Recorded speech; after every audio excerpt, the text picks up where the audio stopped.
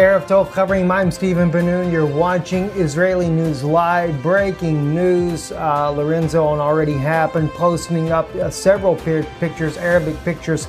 This is the U.S. military vehicles that were going over on the, I believe, what was that? The Patriot was the name of that ship there, the U.S. Patriot ship that went to the Gulf of Aqaba. Well, as you can see, all that military equipment ends up on the Syrian-Jordanian border.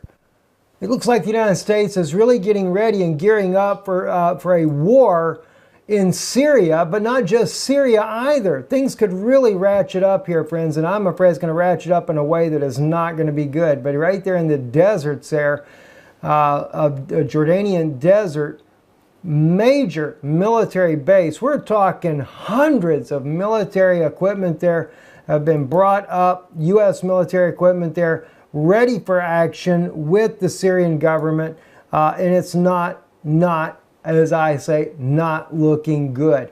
But it just doesn't stop there. It's just really nuts everywhere. Today, actually I take that back, this happened on the 6th of May, 2 days ago. Fontanka.ru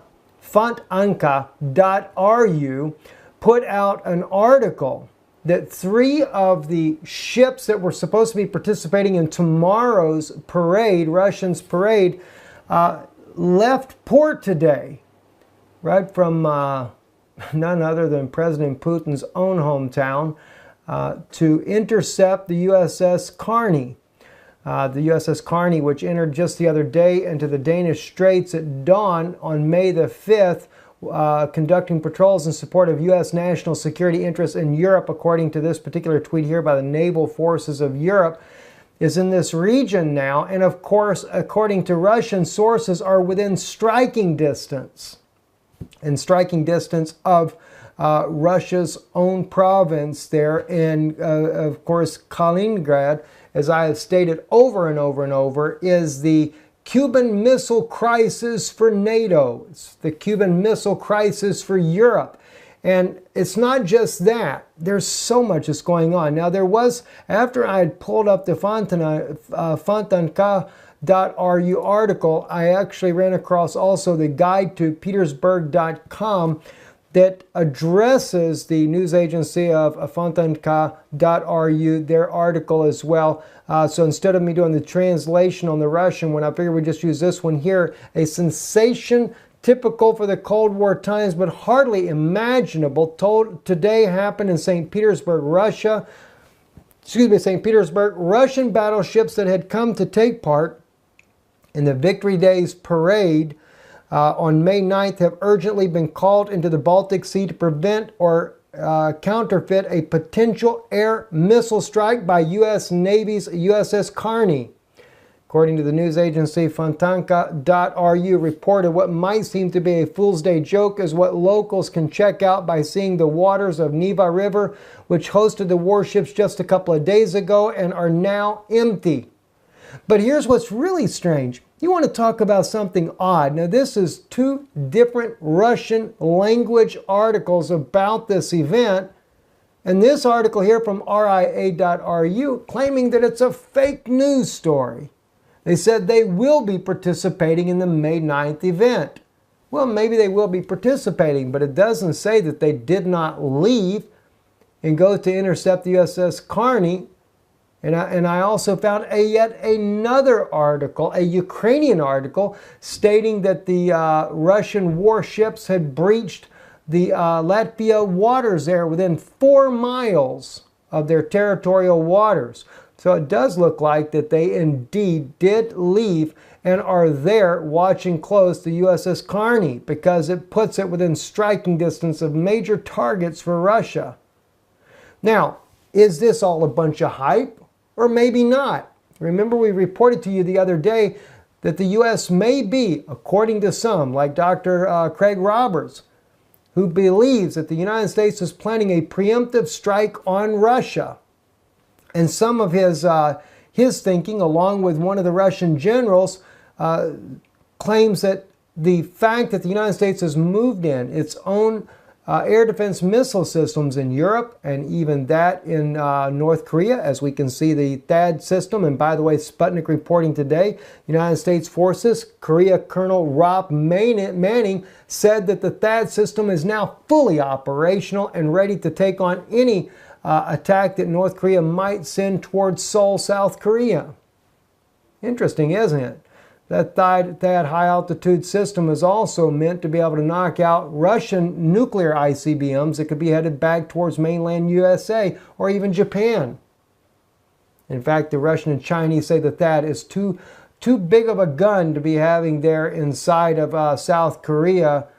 When they say North Korea's missiles, they could never get high enough for the system to even operate properly with. I think it has a lot to do with the S-300 and S-400 system that Russia has over inside of Syria. And when the United States was using the Tomahawk cruise missiles, it seemed that, 26 of those missiles reached their target and some 30-plus missiles never made it? Could it have been that the S-300, S-400 system did engage, which never made media anywhere that I am aware of, but yet failed to do the job that Russia really hoped that they would do?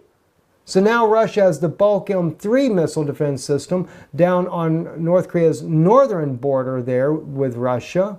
And the Chinese have the advanced S-300 system that Russia designed as well on North Korea's northern border. And they are both there aimed at the U.S. if they were to fire any missiles towards North Korea. Very interesting how things are going. And then Foreign Minister Lavrov makes a statement here.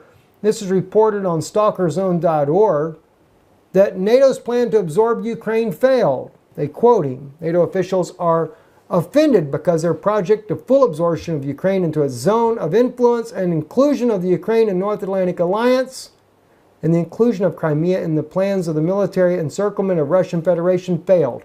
It didn't fail. Foreign Minister Lavrov, I have to disagree with you. It did not fail. They weren't trying to include Ukraine into NATO's alliance, nor were they trying to bring Ukraine into the European Union. They were wanting to topple Ukraine for one reason, and that was to demonize Russia, put their air defense systems there. Because why? The U.S. generals are truly concerned of losing hegemony over the entire world. And Russia's deployment in 2018 of their intercontinental ballistic missile that is a hypersonic system, and according to experts, 10 years above or in advance of that of Western technology, Russia claiming nothing can stop it. Not the THAAD, not the Patriot missile system, nothing, they say, will stop this ICBM from reaching its target. Maybe America does have good reason to go to the extent and to the lengths they have to try to counter what they feel to be a Russian aggression. But the odd thing is Russia's never been aggressive. Russia didn't cause the collapse of Ukraine. Russia didn't cause the Maidan coup. Russia hasn't spent the last 50 years going all over the world toppling other nations. Kind of interesting, isn't it? You know, we probably could have peace on this earth. But somehow or another, the elite just don't want it. I guess it's just too good for paying the bills. At the sacrifice of the lives of the innocent. And so now, as we sit back and watch, the United States has all of that military piled up over there on Syria's border, right there on the inside of Jordan. Some of you guys just thought we was blowing smoke up people's skirt, thinking this was just a joke. It's not a joke. They are going to take down Damascus, and if you've not watched the video that I did on Damascus, and how that the prophet Isaiah even indicts Israel, though ignorant, as it says, they were not mindful of their rock. They did not know their Messiah. Had Israel known their Messiah, they would have never been involved in the collapse of the Syrian government.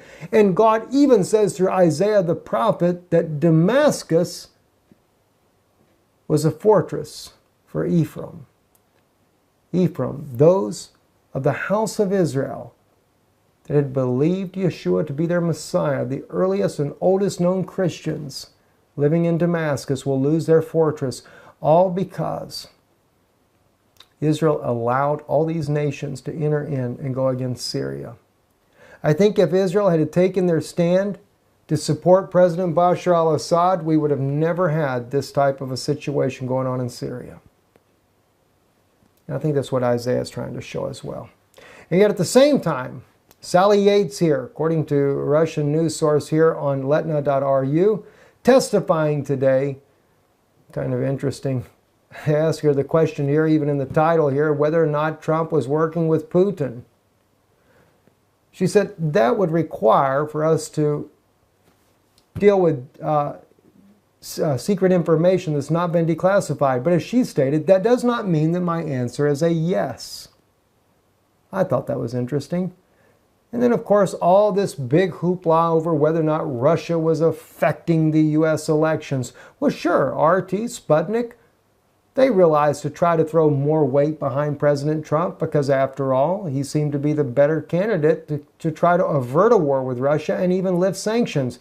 Clinton definitely didn't seem to indicate any of these things, but have no fear, the U.S. military-industrial complex has swayed President Trump to the other side. Or maybe he doesn't even know what side that is. Maybe they're just doing what they want to do anyway. And after all, this article here that came out in December over on the, I believe, what is this, the LA Times, spoke about just how involved the United States has been in causing problems in other countries' elections, one in every 9 countries since the end of the Second World War. Well, they name them off, one after another. Nicaragua, Czechoslovakia, and the list goes on and on and on and on. Even Israel. They don't even mention this one in this article. It only goes to the year 2000 in this article here, but even in Israel. They say that Obama sent the whole team of delegation down there to overturn Prime Minister Putin from being reelected. But you never know. Maybe they went down there to make sure he did get reelected. Nonetheless, the U.S. was very openly involved in the influence of the Israeli elections under President Barack Hussein Obama. And then they have the nerve to even say anything against Russia. I can understand if Russia had hacked the U.S. voting machines and caused something like that to happen. I could understand the major concern at that point there. But if Russia just throws some of their own political or their, what would you call it, their own news commentations to sway the American public towards another candidate, what's wrong with that? Is that any different than President Barack Obama standing behind Macron to become the president of France before the elections are over? Or is it any difference when the chief rabbi of Paris joins this multi-religious movement to support also Macron, and Le Pen gets thrown under the bus?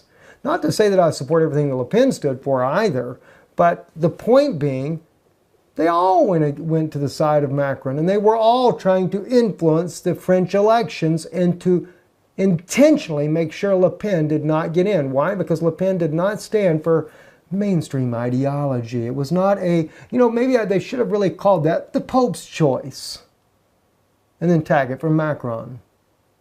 I think that's the way it should have been done. Nonetheless, what are we dealing with right now?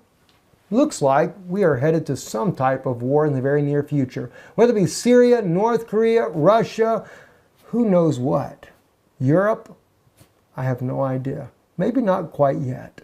I know there's some people really concerned that May will be the month when everything will break loose.